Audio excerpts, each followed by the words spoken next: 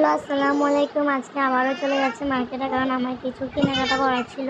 তাই আমি বোন আর আম্মু মিলেই চলছিলাম মার্কেটে। আর আমাদের এখানে যেহেতু বিল্ডিংয়ের কাজ চলতেছিল, তাই এখানে প্রচুর অন্ধকার ছিল।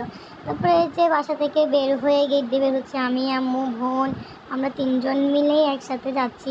যেহেতু দেখলাম এখানে বাচ্চারা কি সুন্দর খেলতেছে, তো ওদের সাথে কিছুক্ষণ হাসি মজা করে তারপর আবার আমরা চলে গেলাম আমাদের উদ্দেশ্যে।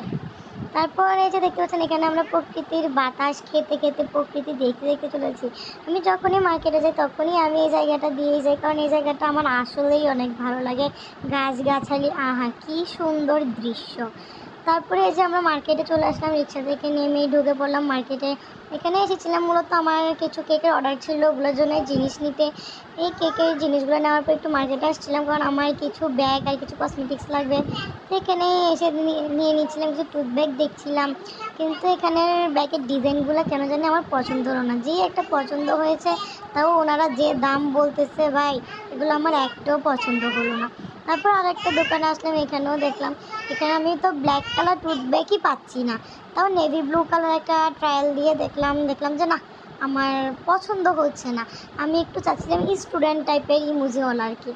তো যাই হোক, তারপর এখানে ব্যাগ নিতে না পেরে জুতোর দোকানে এসে জুতোটা আমার অনেক ভালো লেগে গেছিলো, তাই আমি এই জুতোটা নিয়ে নিলাম। তারপর জুতোটা নিয়ে এখানে চলে এসেছিলাম কিছু হিজাব পিন নেওয়ার জন্য। আপনারা তো জানেন আমি সবসময়ই হিজাব পরি, আসলে আমি অলওয়েজই হিজাব পরতে পছন্দ করি।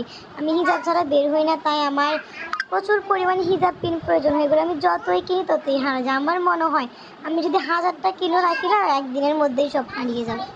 যাই হোক, তারপরে এখান থেকে আমি কিছু হিজাব পিন নিয়ে নিলাম।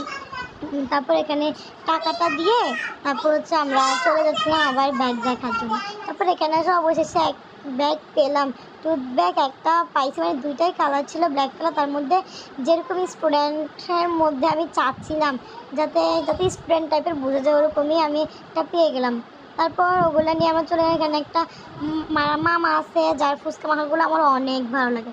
তো চলে গেলাম ওনার কাছ থেকে ফুচকা নিতে। তারপর এখানে 3 প্লেট ফুচকা, 2 প্লেট চটপটি নিয়ে তারপর আমরা রওনা দিয়ে দিলাম বাসার উদ্দেশ্যে। আসলে মামার ফুচকাগুলো আমার আসলে অনেক ভালো লাগে, যে খাবে সেই মামার ফ্যান হয়ে যাবে। তারপর এখান থেকে ফুচকা চটপটি পার্সেল নিয়ে বাসায় চলে এলাম। আজকের ভিডিওটা এতটুকু, সবাই ভালো থাকবেন, আল্লাহ হাফেজ।